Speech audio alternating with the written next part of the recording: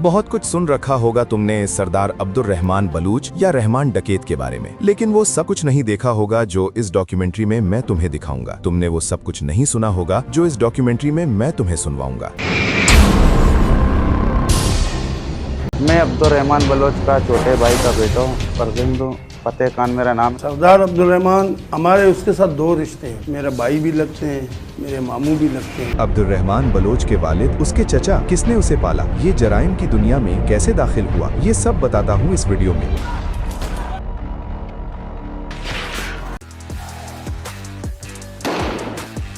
अफशानी गली, जहां अब्दुल रहमान बलोच अल मारूफ रहमान डकैत ने अपने आबाई घर दाद मोहम्मद बलोच हाउस में आंख खोली। ये घर आज भी मौजूद है और वो कमरा भी मौजूद है जहां रहमान ने जिंदगी गुजारी। वो बिस्तर भी वैसे ही रखा है जैसे रहमान अपने लिए सेट करके छोड़ गया था। व्हाइट हाउस का नाम तो सुना होगा, लेकिन ये वो व्हाइट हाउस नहीं जो वॉशिंगटन डीसी में अमरीकी सदर की रिहाइश गाह है। मैं बात कर रहा हूँ पाकिस्तान के सूबा बलूचिस्तान के शहर हब के व्हाइट हाउस की। वो जगह जहाँ हर शख्स जाने की हिम्मत ना करता था और जहाँ लोग जाने से डरते थे, वहाँ चौधरी असलम जरूर जाता था। फिर चौधरी असलम ने अपने शहीद दोस्त बहादुर अली के बेटे इरफान बहादुर और अपने अफसर उमर शाहिद की निगरानी में व्हाइट हाउस पर धावा बोल दिया। लेकिन वहाँ कुछ ऐसा हुआ जिसका उन्हें वहमो गुमान भी न था। यहाँ पे चौकियां कायम कर दी गई हैं, बहुत सारे दहशतगर्द यहाँ से पकड़े गए हैं, कुछ जख्मी हुए हैं और हुई क्वांटिटी में वेपन यहाँ से बरामद कर लिया गया और मुकम्मल तौर पे पुलिस की और एफसी की यहाँ पे पिकेटें लगा दी गई हैं। ये 2005 का खूनरेज ऑपरेशन था। इसमें चौधरी असलम, इरफान बहादुर और उमर शाहिद जख्मी हुए।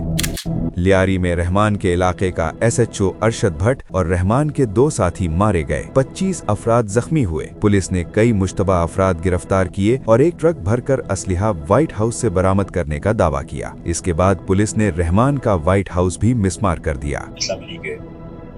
रहमान डकैत अपने साथियों के साथ अपने इस जगह पे मौजूद, आगे गाड़ी में मैं मौजूद था और चौधरी साहब थे, उमर शाहिद साहब थे और मेजर साहब थे। 7-8 पॉइंट से जहाँ पे पिकेट्स लगाई गई थी, उन तमाम पिकेट्स से वो फायरिंग शुरू हो गई और फायरिंग के नतीजे में जैसे ही हम पहुँचे थे तो जिस गाड़ी में मैं और हम बाकी सारे थे, इसमें चौधरी साहब भी थे और मेजर साहब भी थे और पीछे एक हमारे साथ एक ट्रक था। उस ट्रक के अंदर उस ट्रक का ड्राइवर था और एक क्लीनर था। तो वो दोनों, एक जख्मी हो गया और बाद में दूसरा जो क्लीनर था वो भी उसमें जाबाग हो गया। वैसे ये मुकाबला होता ही ना अगर अब्दुल रहमान बलोच आसिफ अली जरदारी के भेजे गए पैगामात को संजीदा ले लेता। ये पैगामात क्या थे आगे बताता हूँ। अब पहले मिलते हैं उन शख्सियात से जिन्होंने रहमान की जिंदगी पर असर डाला। ये हैं दाद मोहम्मद बलोच अल मारूफ दादल, अब्दुल रहमान के वालिद। जीप में बैठे ये हैं शेर मोहम्मद उर्फ शेरू, रहमान के चचा। ये जीप दादल और शेरू की लियारी में पहचान थी। ये हैं फतह, शेरू के बेटे। वालिद की वफात के बाद शेरू और उनके बेटे फतह ही ने अब्दुल रहमान की तरबियत की। ये हैं हाजी लालू, रहमान का गॉडफादर। रहमान डकैत बनाने में सबसे बड़ा किरदार इसी का है।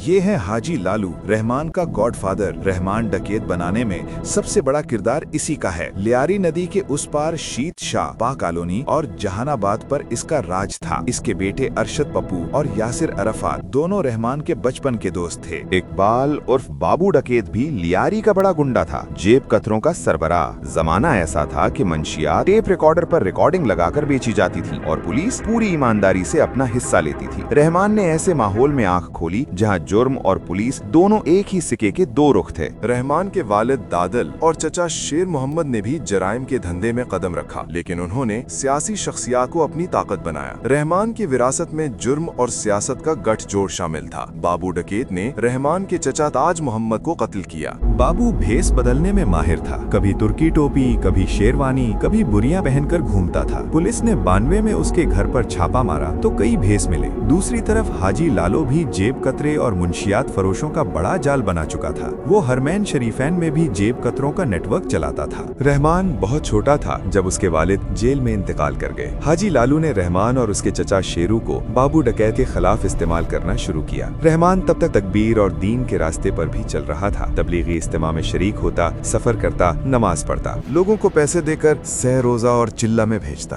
फिर एक ऐसा हादसा हुआ जिसने रहमान को हमेशा के लिए जुर्म की दुनिया का बासी बना दिया, और जुर्म की तरफ धकेलने वाला कोई और नहीं, खुद हाजी लालू था। रहमान सेरोजे में था जब उसके चचा फतह पर हमला हुआ और वो मारे गए। रहमान कब्रिस्तान में रो रो कर कह रहा था, मैं बदला लूंगा, किसी भी हालत में नहीं छोड़ूंगा। वो सिर्फ 15-16 साल का था। 39वें दिन उसने सलमान बरोई और उसके भाई को मार दिया, हाजी लालो की मुकम्मल मदद से। सियासत में दखल, जवाल की शुरुआत।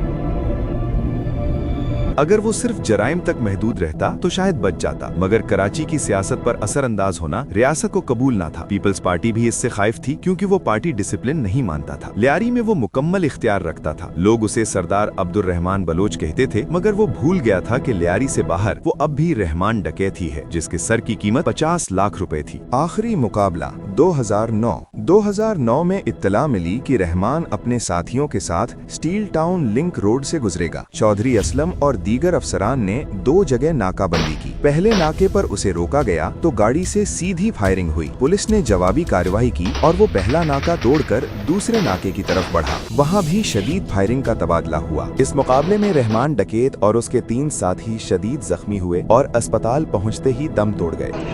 इन मुल्जमान के नाम रहमान और रहमान डकैत नजीर बल्ला जो पुलिस को मतलूब था मुकदमा। जनाजा। रहमान बलोच का जनाजा लियारी की तारीख के बड़े जनाजों में से एक था। अब्दुलसत्तार ईधी ने भी इसमें शिरकत की। रहमान डकैत की जिंदगी खत्म हो गई थी, मगर इसके साथी और अमन कमेटी बाकी थी और कराची में एक नई जंग जन्म लेने वाली थी।